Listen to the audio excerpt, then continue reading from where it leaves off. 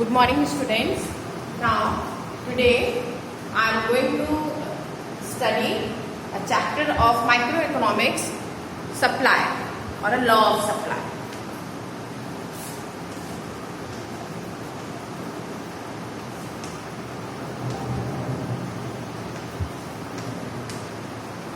Supply or law of supply. What is supply? First of all, we will discuss about what is supply. Supply, it refers to a quantity of a commodity which producer is willing to supply at a particular point of time or a particular price. Okay? So, supply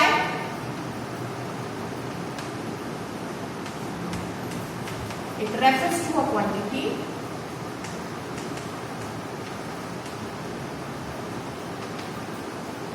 of a commodity which producer is willing to supply, is willing to sell at a particular point of time. At a particular point of time या फिर price or a price.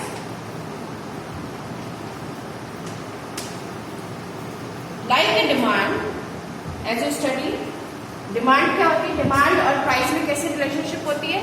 There is a inverse relationship between the price and demand. Price and demand में कैसे relationship होती है? Inverse.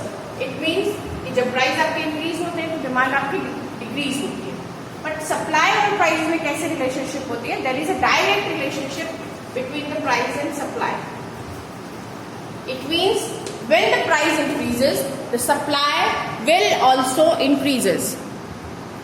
It means price and supply में कैसे relationship है? Direct. और प्राइस और डिमांड में कैसे रिलेशनशिप है? इनवर्स. सो अब हम आगे इसके आगे पढ़ेंगे. दो कंसेप्ट इसमें और आते हैं, एक सप्लाई और एक स्टॉक भी आता है. सप्लाई में क्या होता है? स्टॉक भी आता है और सप्लाई भी आता है. क्या डिफरेंस होता है सप्लाई और स्टॉक में? Supply is a variable concept. It mean supply आपकी क्या होती है? फ्लो में होती रहती है कि इस प्राइस पे ये सप्लाई है, दूसरे प्राइस पे ये सप्लाई है. इट मीन जैसे जैसे प्राइस इंक्रीज होंगे आपकी सप्लाई भी इंक्रीज होगी. बट स्टॉक क्या होता है? Stock is a fixed concept. यानी कि आपके पास या प्रोड्यूसर के पास कितना माल अभी स्टॉक में है, इट मींस उसके पास रिजर्व में है, जो कि वो फ्यूचर में जब जरूरत पड़ेगी तो उस प्रोडक्ट को मार्केट में सेल करेगा. तो that is the difference between the stock और सप्लाई. स्टॉक क्या होता है? स्टॉक एक फिक्स्ड अमाउंट होता है जो कि एक प्रोड्यूसर स्टॉक करके या फिक्स करके अपने पास रखता है. और सप्लाई क्या है? वेरिएबल कंसेप्ट है, यानी कि प्राइस के अकॉर्डिंग जो है वो चेंज होता है. नेक्स्ट इसमें जो कंसेप्ट आएगा आपका वो क्या है? Law of supply. Law of supply means there is a direct relationship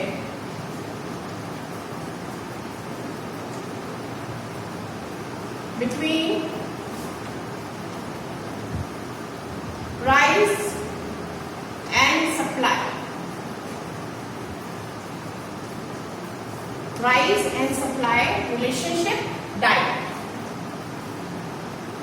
Direct relationship. Example.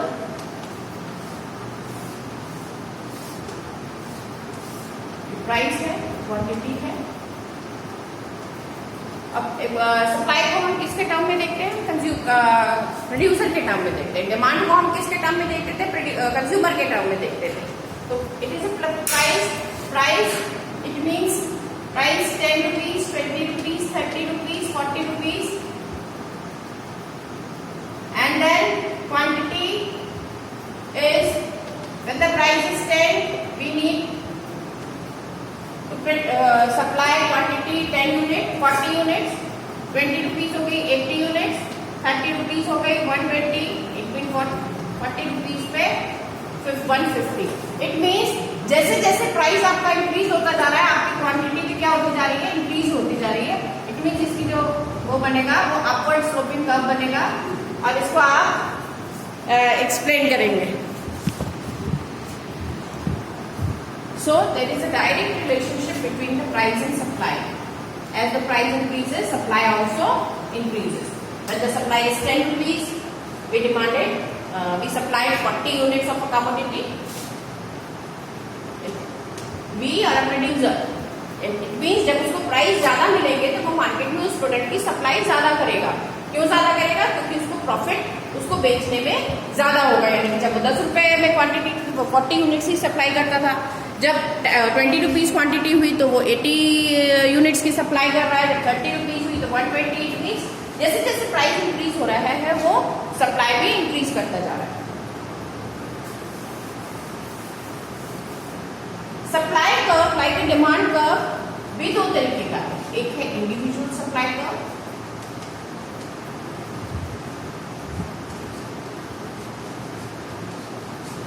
और एक है मार्केट सप्लाई।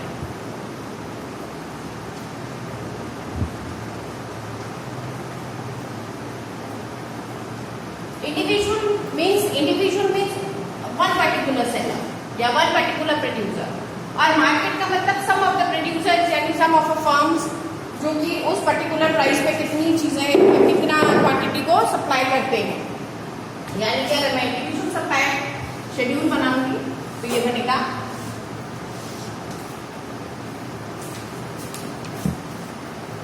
ये हो गया आपका प्राइस, हो गया आपका क्वांटिटी।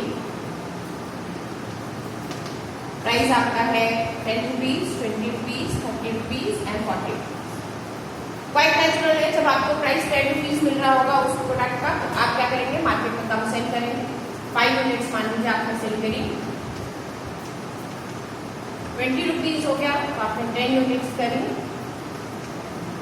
30 रुपीज हो गया आपने 20 यूनिट्स करी, और 40 रुपीज हो गया आपने 30। इट मीन्स ये है इंडिविजुअल सप्लाई शेड्यूल। इसमें क्या करते हैं, इट इज अ शेड्यूल कि एक न्यूमेरिकल आपका डाटा है, न्यूमेरिकली आप एक्सप्रेस कर रहे हैं, शेड्यूल बना रहे हैं, इसमें क्या आप रिलेशनशिप दिखा रहे हैं प्राइस और क्वांटिटी की। तो इसमें क्या हुआ कि एक पर्टिकुलर इंडिविजुअल या एक पर्टिकुलर फर्म जो है वो इस प्राइस पे दी गई क्वांटिटी मार्केट में सेल कर रहे हैं। जब हम मार्केट सप्लाई शेड्यूल बनाते हैं तो मार्केट सप्लाई शेड्यूल में क्या होता है, बहुत सारी फर्म्स होती हैं जो कि इस पर्टिकुलर प्राइस पे कौन कौन सी क्वांटिटी को सेल करती हैं, वो हम इस मार्केट सप्लाई शेड्यूल में आपको दिखाएंगे। इसमें क्या करना होगा, ये आपका प्राइस है, मान लीजिए ये फर्म ए है, ये फर्म बी है और ये आपकी टोटल सप्लाई। ठीक है, प्राइस आप यही लिख लीजिए 10 रुपीज, 20 रुपीज, 30 रुपीज और 40। ठीक है, आप ए सप्लायर ने मान लीजिए 5 यूनिट की, बी ने मान लीजिए 4 यूनिट्स की। 20 रुपीज पे इसने 10 यूनिट्स की, इसने हो सकता है 20 यूनिट्स की। ठीक है, इसने 20 यूनिट्स की, इसने 22 यूनिट्स की, इसने मान लीजिए 40 पे 30 करी तो इसने 35 करी। इट मीन्स जो टोटल मार्केट सप्लाई है वो 10 रुपीज पे कितनी हो गई, 5 + 4 equals to 9 units. Okay, we add both the units and after that 10 + 12 it's a 22. It means 22 पे प्रोड्यूसर या फर्म कितना सप्लाई कर रहे हैं, 20 रुपीज पे 22 यूनिट्स ऑफ द कमोडिटी को सप्लाई कर रहे हैं। एंड देन 30 रुपीज पे 22 + 20 it means 42 units of quantity market में सप्लाई हो रही है। एंड देन 40 रुपीज पे 65 यूनिट्स जो है वो मार्केट में सप्लाई। अगर मैं इंडिविजुअल, ये तो आपका शेड्यूल था इंडिविजुअल सप्लाई शेड्यूल या फिर मार्केट सप्लाई शेड्यूल था। This is both are the schedules of the individual demand and individual supply and market supply का। अब हमको क्या बनाना है, it's not a curve, it's a supply schedule.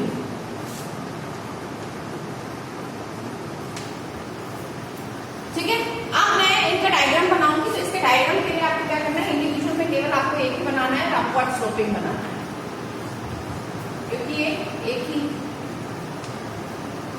वो x एंड y। यहाँ पे आपने प्राइस शो किया हुआ है, यहाँ पे आपने क्वांटिटी शो की है। जैसे जैसे प्राइस इंक्रीज होता जा रहा है, क्वांटिटी आपकी इंक्रीज होती जा रहा है।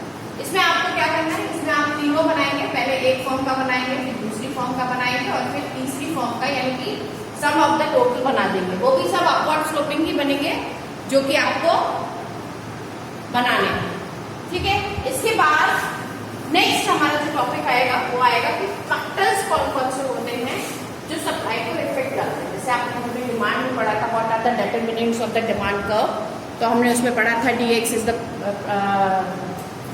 px इज द, क्या लिखा था, dx is the function of px, py, y, e और t। हम हमेशा जो डिमांड को है, लॉ ऑफ डिमांड या डिमांड को हम सप्लाई से कंपेयर करके इसलिए पढ़ते हैं क्योंकि थोड़ा सा हमारा डिमांड का रिवीजन भी हो जाता है और हम उसको सप्लाई से कंपेयर भी कर लेते हैं, ठीक है। अब हम अगर सप्लाई फॉर्म में देखेंगे तो supply is function of px, okay, क्योंकि सप्लाई भी किस पे डिपेंड है, प्राइस ऑफ द प्रोडक्ट पे डिपेंड है। यानी कि जैसे जैसे प्राइस इंक्रीज हो रहा है, सप्लाई हम इंक्रीज कर रहे हैं, it means supply is the function of px। pr means price of the related goods, यानी कि सप्लाई किस पे डिपेंड है, उस प्राइस के रिलेटेड गुड्स पे भी डिपेंड है। प्राइस ऑफ द फैक्टर, यानी कि जो भी फैक्टर ऑफ प्रोडक्शन हम यूज कर रहे हैं, जो भी रिसोर्सेज यूज कर रहे हैं, जो भी रॉ मटेरियल यूज कर रहे हैं, जो भी इनपुट्स यूज कर रहे हैं, उसके प्राइस पर ST means state of technology, कौन सी टेक्नोलॉजी हम यूज कर रहे हैं, लेबर इंटेंसिव, कैपिटल इंटेंसिव, वो भी। GF means goal of a firm, कि आपकी जो फर्म है उसका गोल क्या है, वो प्रॉफिट मैक्सिमाइज करना चाहती है या वो मार्केट में सप्लाई इंक्रीज करना चाहती है या वो डिक्रीज करना चाहती है। ये सारी चीजें जो है वो गोल ऑफ अ फर्म में आएगी। तो अभी तक हमने क्या समझा, px यानी कि price of x, py it means PR price of a related goods, then हमने क्या पढ़ा, PF factor of production, and then पढ़ा हमने GF यानी कि गोल ऑफ अ फर्म। अब हमारा आएगा आपका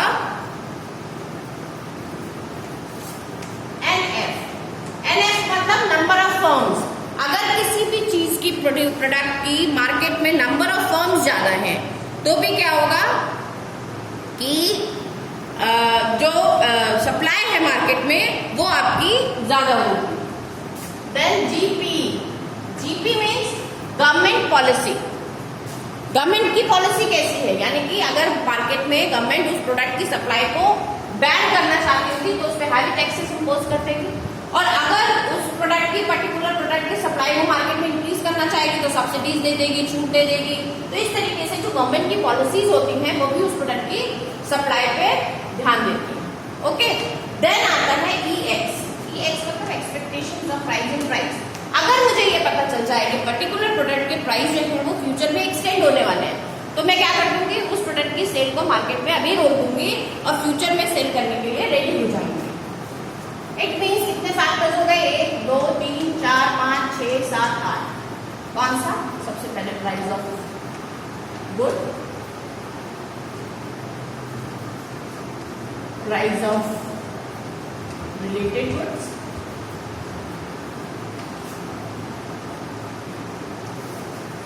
state of technology,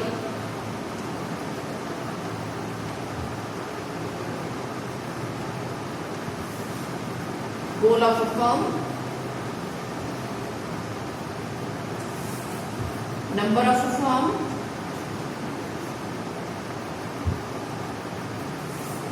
government policy, and then EX यानी expectations of rise in price।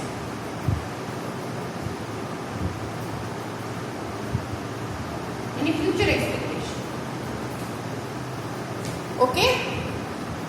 this is the supply curve, law of supply। आज हमने डिस्कस क्या क्या किया, what is supply, what is stock, law of supply, individual and market supply, schedule and curve, and then what are the factors, these are the factors जो कि responsible हैं किसी भी प्रोडक्ट के सप्लाई के लिए मार्केट में। Thank you.